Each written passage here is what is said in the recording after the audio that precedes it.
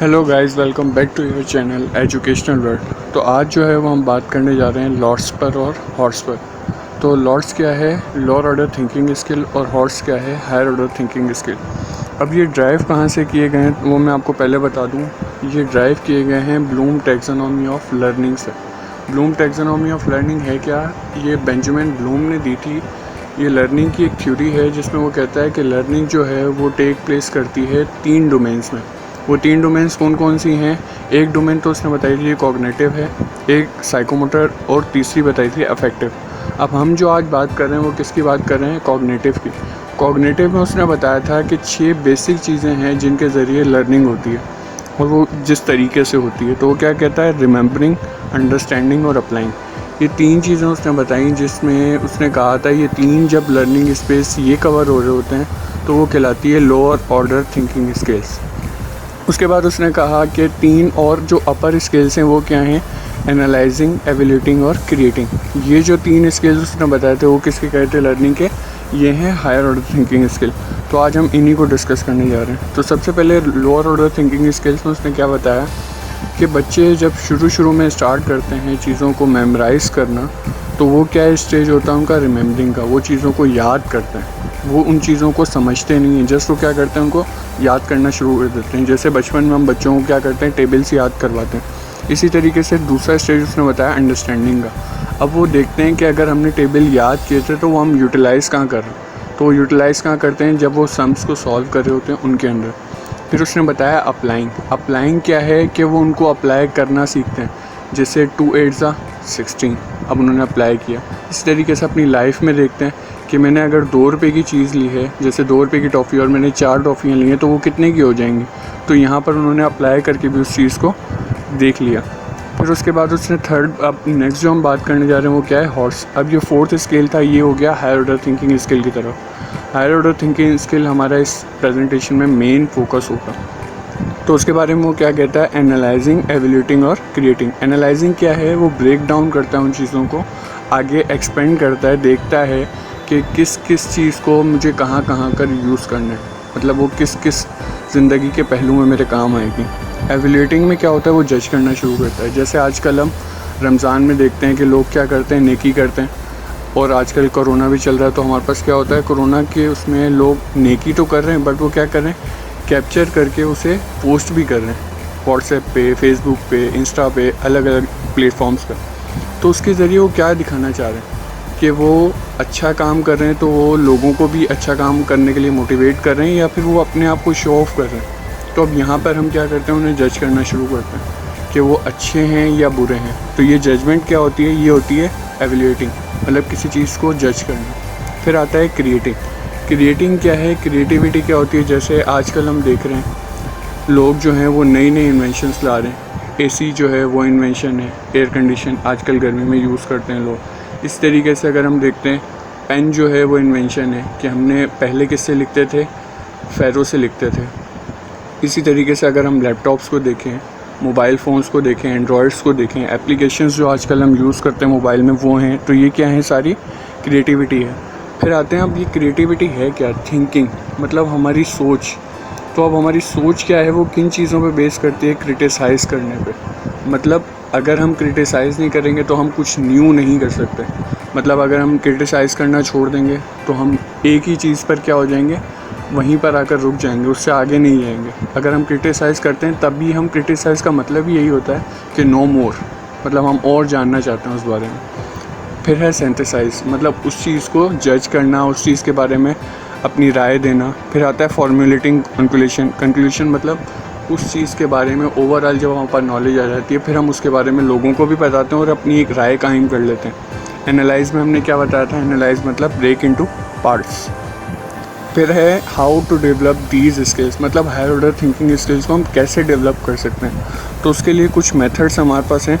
उन मेथड्स के बारे में हम बात कर लेते हैं कि KWL, KWLQ, POSSE, पॉज, या फिर PQRST। इसी तरीके से मतलब कुछ मेथड्स हैं। इनमें से कुछ मेथड्स को हम डिस्कस कर लेते हैं, बाकी मेथड्स आप देख लीजिएगा, वो भी ईजी हैं। K का मतलब क्या है? Recalls what they already know. K का मतलब नो, मतलब वो क्या जानते हैं वो। फिर उसके बाद आता है W, what they want to know, मतलब या लर्न, कि वो क्या सीखना चाहते हैं, ये भी हमें चीज़ देखनी है। फिर है assessed what they have learn, मतलब ये भी देखना है कि हमने जो उन्हें सिखाया उसमें से उन्होंने क्या चीज़ गेन की है। फिर हम नेक्स्ट पे जाते हैं तो हमारे पास क्या है KWLQ, ये वाला मेथड जो सेकंड मेथड है वो क्या है, record what they already know, मतलब हम अब देख रहे हैं कि वो इस बारे में हम जो सिखाने जा रहे हैं उसके बारे में पहले से क्या जानता है। फिर हम देखते हैं formulate question about the topic, मतलब हम क्वेश्चन जो हैं वो क्रिएट करते हैं उसी टॉपिक से रिलेटेड, ताकि बच्चे जो है वो उसमें ज़्यादा से ज़्यादा इंगेज हों, मतलब उसमें ज़्यादा से ज़्यादा इंटरेस्ट लें। फिर है search for possible answer, ask question for further learning, मतलब उन्हीं से ही लोगों से हम क्वेश्चन भी पूछते हैं ताकि वो ज़्यादा से ज़्यादा उसमें इंटरेस्ट लेंगे तो वो सीखेंगे भी। पी से फिर हमारे पास ये थर्ड मेथड था प्रेडिक्ट आइडियाज़, मतलब अब हम क्या कर रहे हैं, लोग उनके आइडियाज़ को भी जानना चाह रहे हैं कि ये जो हम टॉपिक पढ़ रहे हैं वो क्या समझते हैं कि हम इसे कहाँ यूज़ कर सकते हैं। ऑर्गेनाइज आइडियाज़, मतलब उनके आइडियाज़ को क्या कर रहे हैं, ऑर्गेनाइज भी करते जा रहे हैं ताकि वो उस चीज़ को समझ सकें कि हमें सबसे पहले चीज़ क्या करनी है। मैथ्स के अगर कुछ क्वेश्चंस होते हैं तो हमें उन्हें सॉल्व करने के लिए पहले क्या कर देखना पड़ता है कि वो मल्टीप्लिकेशन का है या एडिशन का। हम ऑर्गेनाइज़ करते हैं चीज़ों को, मल्टीप्लिकेशन के लिए अलग रूल लगता है, एडिशन के लिए अलग। फिर आता है S search for structure. Structure क्या होता है इंग्लिश में, जैसे अगर हम देखें इंग्लिश में क्या होता है, प्रेजेंट टेंस के लिए अलग स्ट्रक्चर यूज़ होते हैं, पास्ट के लिए अलग होते हैं, तो ये क्या होता है स्ट्रक्चर होता है, हमें उनको चीज़ों को देखते हुए एक सेंटेंस को क्रिएट करना पड़ता है। एस फॉर क्या है, समराइज मेन आइडियाज़। जब हम कोई भी समरी वगैरह लिखते हैं इंग्लिश में तो हम क्या करते हैं, समरी लिखने के लिए हमें पूरे के पूरे उसके मेन आइडिया को देखना पड़ता है उसको समराइज़ करने के लिए, या फिर सिंपल वर्ड्स में अगर हम कहें तो क्या, कंक्लूजन।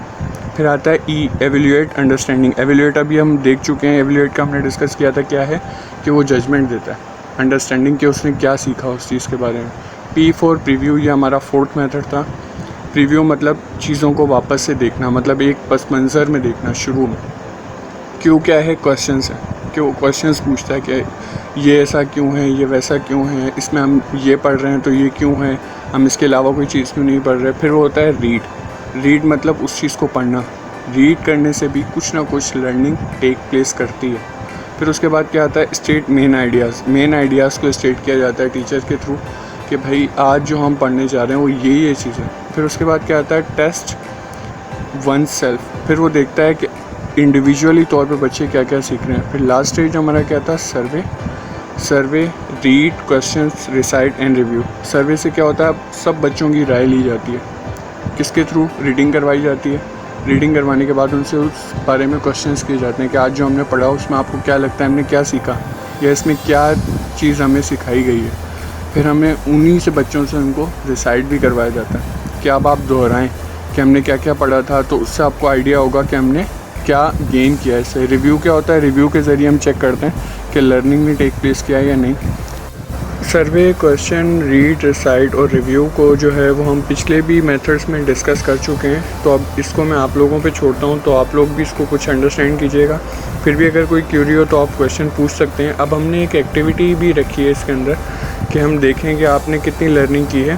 तो अब यहाँ पर आपने बताना है कि क्या ये हॉर्स है या फिर लॉर्ड्स है। तो आपके लिए मैंने एक तस्वीर यहाँ रखी है, अब आपको इसमें से कुछ क्वेश्चन बनाने।